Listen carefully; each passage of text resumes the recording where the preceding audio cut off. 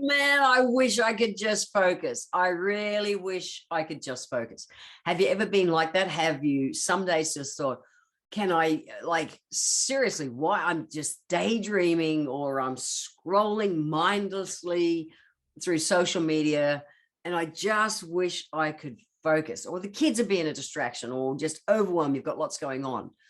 What I know for sure is that all obstacles are equal. All distractions are equal. It's all the same. It doesn't matter if it's that you're scrolling. It doesn't mean it. Nothing means anything unless we make it mean something.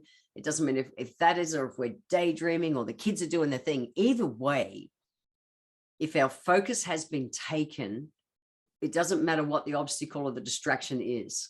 So I see people sometimes get tied up trying to analyze, what is it? What takes my day?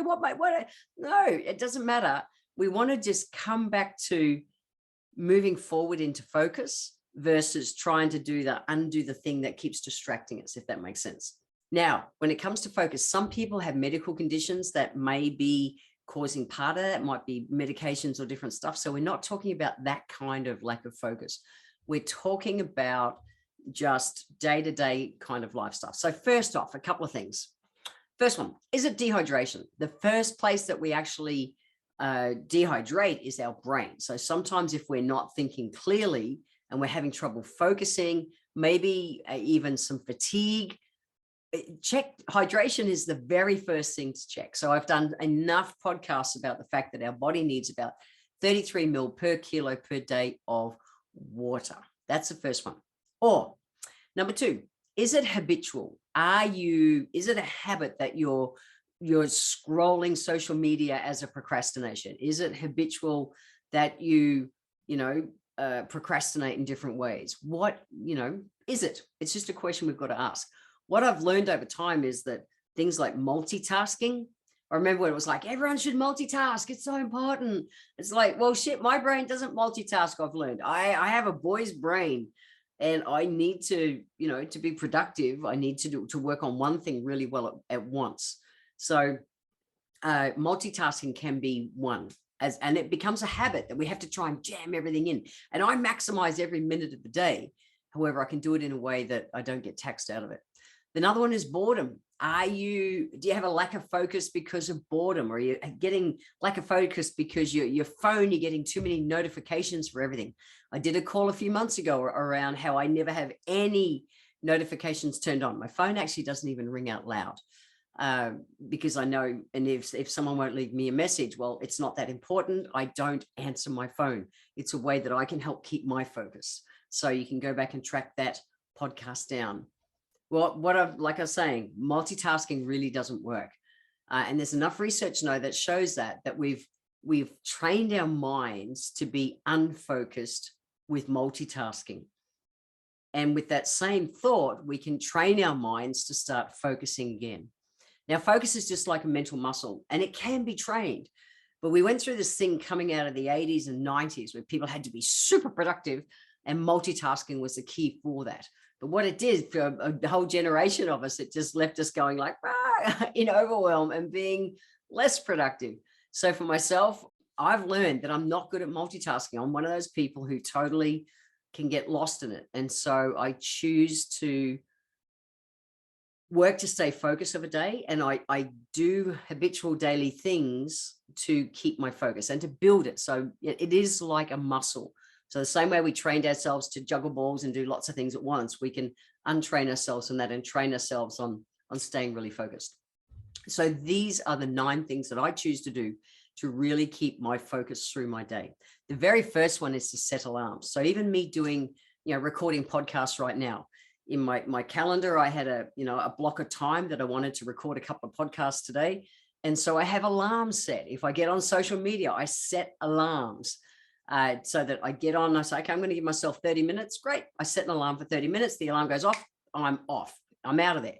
Whether I'm on conference calls or whether I've got calls coming up, I set alarms when I've got booked calls coming up, because then I don't have to think about stuff. It's just my brain is clear to focus on whatever I am, because I know when the next task I need to do is due, an alarm will come up and I'm just more focused. The second one that I focus on to help my focusing skills I talked about was multitasking. I reduce my multitasking. And you might be challenged with that at first. You think, but I'm so busy already. I have to just do all this stuff. I promise you will be more productive if you focus on doing one thing at once. You will. Number 3, brain dump. I talk about brain dumping in so many of my podcasts, but brain dump, get stuff onto lists, whether you're a person who uses technology for your lists, me, I'm old school, bits of paper, whatever works for you, get it out of your brain, then your brain is clear to work on whatever it is you're working on. Number 4 is to manage stress. Because if we've got stuff going in the back of our brain, worrying about this and worrying about that, that's not going to help you. So this is where we want to start having adaptogen herbs. And I'll put in the show notes a couple of links to a couple of my podcasts about adaptogens. Adaptogens are a class of herbs that help our body adapt to stress. We can't make stress go away, but we can sure help clear our brains so that we're not overwhelmed by it. Number 5 is to defrag your brain. So you want to defrag your mind, defrag your brain. What is it? What do you do? I walk my gardens. I work from home and have for decades. I walk my garden. I get out into nature. I'll walk out and have a chat to my plants every hour to an hour and a half, 5-10 minutes. And it's a little defrag. I surf every morning because it totally is like whoop, wipes everything clean and I'm off and going again. So you want to do whatever it is. Some people go for a walk. It might be, play with the kids. It might be a 5-minute read a book, whatever it is. We want to do something to downtime and defrag your mind, that clear it out so you can come back to focus.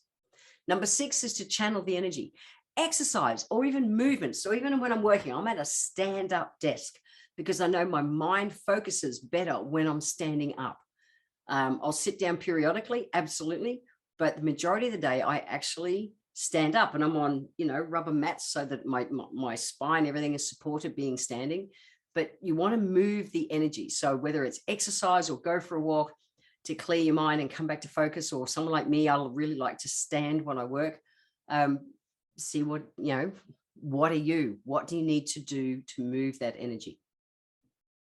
Number 7 is become the queen of sleep or the king of sleep, whatever you want to be. Sleep is so important. There's no way you can focus through the day if you've not had a good sleep the night before.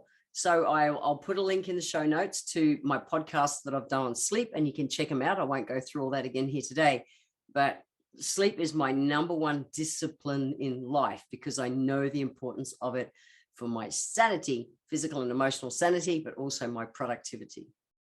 Number 8 is meditation. Now, your breath keeps you present. Meditating is so important, whether you do like the Buddhist walking meditations, whether you do chanting, or whether you're the person who sits still. Even, 1, 2, 3, 4 minutes is as effective for some people as 30 minutes. It's not I have to meditate for 30 minutes and then be stressed about doing it.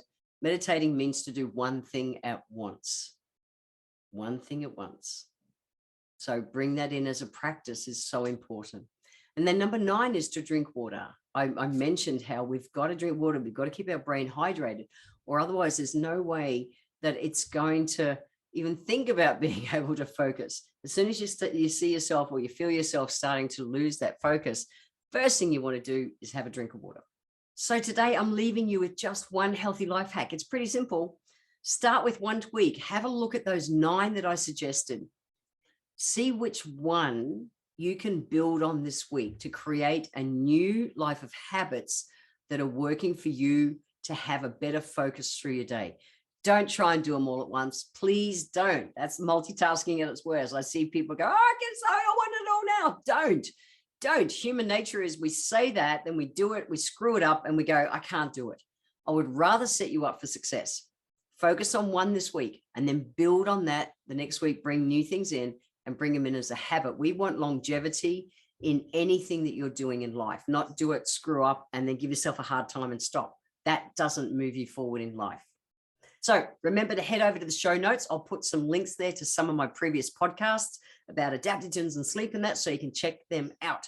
To find it, you'll go to www.healthylifehacks.com.au.